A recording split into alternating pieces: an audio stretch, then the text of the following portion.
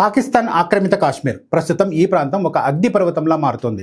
ఇస్లామాబాద్ పాలకులపై అక్కడి ప్రజల్లో మునుపెన్నడూ లేనంతగా ఆగ్రహం కట్టలు తెంచుకుంది. బలూచిస్తాన్ గిరిజన ప్రాంతాల్లో జరిగే ఆందోళనల కంటే ఇది పూర్తిగా భిన్నమైనది. ఇది ప్రజల నుంచి స్వచ్ఛందంగా పుట్టుకొచ్చిన ఒక బలమైన ఉద్యమం. వేలాది మంది రోడ్లపైకి వచ్చి న్యాయం కోసం గళమెత్తుతున్నారు.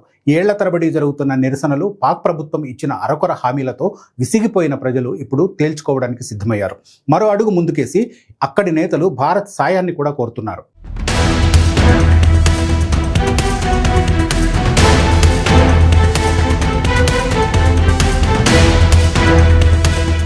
పాకిస్తాన్ ఆజాద్ కాశ్మీర్ అని పిలుచుకునే ప్రాంతంలో ప్రస్తుతం మునుపెన్నడూ లేని స్థాయిలో నిరసన జ్వాలలు ఎగిసిపడుతున్నాయి. న్యాయం కోసం వేలాది మంది ప్రజలు రోడ్లపైకి వచ్చి పోరాడుతున్నారు. దశాబ్దాలుగా సాగుతున్న అణచివేతపై అక్కడి జనం తీవ్ర ఆగ్రహంతో ఉన్నారు. ఎప్పటిలాగే ఇస్లామాబాద్ పాలకులు ఈ ప్రజా ఉద్యమాన్ని అణిచివేయడానికి క్రూరమైన చర్యలకు దిగారు. ఉద్యమ నాయకులను అక్రమంగా అరెస్టు చేస్తున్నారు.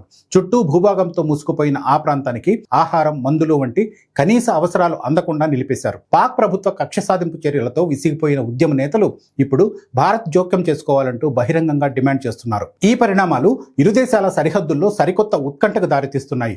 ఇదే సమయంలో పాకిస్తాన్లోని పష్తూన్, బలూచ్ రెసిస్టెన్స్ గ్రూపులు కూడా ఈ కాశ్మీరీ ఉద్యమానికి తమ మద్దతును ప్రకటిస్తున్నాయి. ఇందులో భాగంగానే జివానీలోని కోస్ట్ గార్డ్ పోస్టుపై బలూచ్ తిరుగుబాటుదారులు భారీ దాడికి తెగబడ్డారు. ఆజాద్ కాశ్మీర్ అని పేరు పెట్టుకున్నప్పటికీ ఆ ప్రాంతానికి ఎలాంటి స్వేచ్ఛ లేదనేది బహిరంగ రహస్యం. ఇస్లామాబాద్లోని ఒక జాయింట్ సెక్రటరీ స్థాయి అధికారి కార్యాలయం ద్వారానే ఈ మొత్తం ప్రాంతాన్ని పరిపాలిస్తూ ఉన్నారు. పాకిస్తాన్ ప్రధానమంత్రి ఈ ప్రాంతానికి అసలైన రాజుగా వ్యవహరిస్తున్నారు. పేరుకు అక్కడ ఒక ప్రెసిడెంటు, ప్రైమ్ మినిస్టర్ ఉన్నప్పటికీ వారికి ఎలాంటి అధికారాలు లేవు. భవిష్యత్తులో ఈ ప్రాంతాన్ని కాశ్మీర్తో కలుపుతామనే సాకుతో అక్కడి తాత్కాలిక రాజ్యాంగానికి తరచూ సవరణలు చేస్తూనే ఉన్నారు. స్థానిక పరిపాలన విభాగానికి ఎలాంటి నిర్ణయాధికారాలు ఇవ్వడం లేదు. ఈ వివక్షకు వ్యతిరేకంగానే 38 డిమాండ్లతో కూడిన జాబితాను నిరసనకారులు సిద్ధం చేశారు.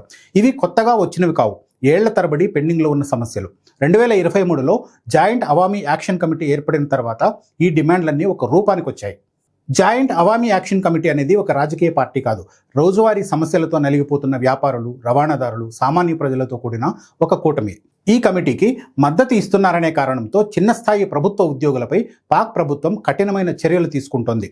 విద్యాశాఖకు చెందిన ఒక లెక్చరరు, 32 మంది టీచర్లు సహా మొత్తం 42 మందిని ఉద్యోగాల నుంచి తొలగించారు. హెల్త్ డిపార్ట్మెంట్ నుంచి 12 మంది, విద్యుత్తు, పబ్లిక్ వర్క్స్ విభాగాల నుంచి 5 చొప్పున సస్పెండ్ అయ్యారు.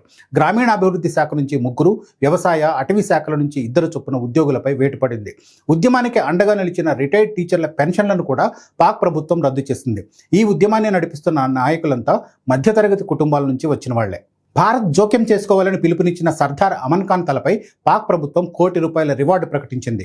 పాకిస్తాన్ సైన్యం కాశ్మీరులకు ఆయుధాలు సరఫరా చేస్తుందని ఆరోపించిన పంజాబ్ యూనివర్సిటీ అడ్వకేట్ ఖ్వాజా మెహ్రాన్ను కూడా టార్గెట్ చేశారు.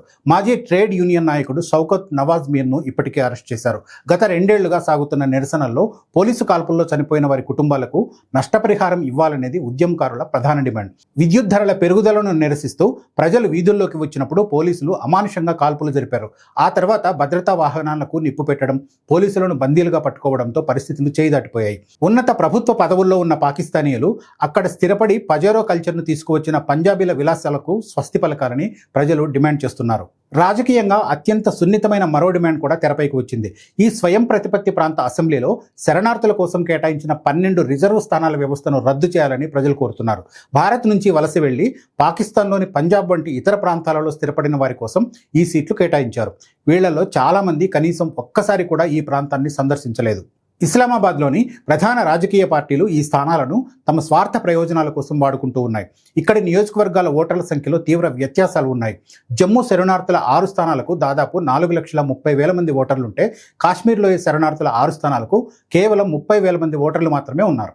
ఈ అసెంబ్లీలో మొత్తం 53 స్థానాలు ఉన్నాయి. ఇందులో నేరుగా ఎన్నికయ్యే 45 స్థానాలలో 12 స్థానాలు పూర్తిగా ఈ ప్రాంతం వెలుపల ఉన్నవే. మిగిలిన 8 నామినేటెడ్ స్థానాలు కూడా ఇస్లామాబాద్ ఆదేశాల ప్రకారమే భర్తీ అవుతాయి. అంటే మొత్తం 53 సీట్లలో దాదాపు 20 స్థానాలను అసెంబ్లీ ఫలితాలను శాసించడానికి, తమకు నచ్చిన ప్రభుత్వాన్ని ఏర్పాటు చేసుకోవడానికి పాక్ పాలకులు వాడుకుంటున్నారు. దీనిపై అక్కడి సుప్రీంకోర్టు చీఫ్ జస్టిస్ రాజా సయీద్ అక్రమ్ ఖాన్ నేతృత్వంలోని ధర్మాసనం ఒక కీలక సలహా ఇచ్చింది.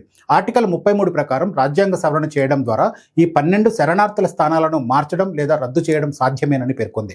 అయితే పాకిస్తాన్ ప్రభుత్వం అంగీకరిస్తేనే ఈ మార్పు సాధ్యమవుతుంది.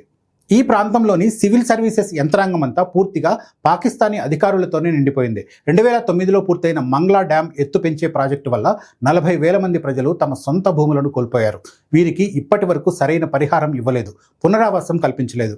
మీర్పూర్లో అంతర్జాతీయ విమానాశ్రయం నిర్మించాలని, మెరుగైన ఆసుపత్రి సౌకర్యాలు కల్పించాలని ప్రజలు డిమాండ్ చేస్తూ ఉన్నారు. ప్రాపర్టీ ట్రాన్స్ఫర్ పన్నులను తగ్గించాలని కోరుతున్నారు. శిథిలావస్థకు చేరిన విద్యుత్ నెట్వర్క్ను ఆధునీకరించడానికి 100 కోట్ల రూపాయలు కేటాయించాలని నిరసనకారులు అడుగుతూ ఉన్నారు. పాకిస్తాన్కు అవసరమైన జల విద్యుత్తును సమృద్ధిగా అందిస్తున్న ఈ ప్రాంతం నిరంతరం అంధకారంలో మగ్గిపోతూ ఉండడం దారుణం. ఒకవేళ ఈ ప్రాంతం చేజారితే పాకిస్తాన్కు విద్యుత్తు, నీటి వనరులు పూర్తిగా నిలిచిపోతాయి. అందుకే పాకిస్తాన్ దశాబ్దాలుగా ఇక్కడ ఉగ్రవాదాన్ని ప్రోత్సహిస్తూ తన పట్టును నిలుపుకోవాలని చూస్తోంది. సింధు జలాల ఒప్పందం ద్వారా భారత్ 80% నీటిని ఇస్తున్నప్పటికీ పాక్కు కడుపు నిండడం లేదు. ఈ పరిణామాలు భారత్కు కొన్ని కీలకమైన సంక్లిష్టమైన సవాళ్లను విసురుతూ ఉన్నాయి. ఈ ప్రాంతాన్ని భారత్ తన సొంత భూభాగంగా పరిగణిస్తూ ఉన్నందున మానవీయ కోణంలో అక్కడ జోక్యం చేసుకునే హక్కు ఢిల్లీకి ఉంది. బ్రిటన్, న్యూజిలాండ్ వంటి దేశాలలో కూడా ఈ ప్రాంత ప్రజలకు మద్దతుగా నిరసనలు వ్యక్తమవుతున్నాయి. భారత్ ఒకవేళ ఈ విషయంలో మౌనంగా ఉంటే తన భూభాగంపై ఉన్న హక్కును, నైతిక అధికారాన్ని కోల్పోయే ప్రమాదం ఉంది. అయితే సరిహద్దుకు ఇటువైపు ఉన్న కాశ్మీరీ ప్రజలు ఈ వివాదంలో జోక్యం చేసుకోవడానికి ఆసక్తి చూపడం లేదు. అందుకే భారత్ చాలా అప్రమత్తంగా ఉండాలి. అంతర్జాతీయంగా భారత్ను ఇరుకున పెట్టడానికి, కాశ్మీరీల పట్ల భారత్కు పట్టింపు లేదని చూపించడానికి పాక్ సైన్యం అక్కడి ప్రజలను బలవంతంగా సరిహద్దుల వైపునకు నెట్టే ప్రమాదం ఉంది. గతంలో కూడా పాకిస్తాన్ ఇలాంటి కుయుక్తులు పన్నింది.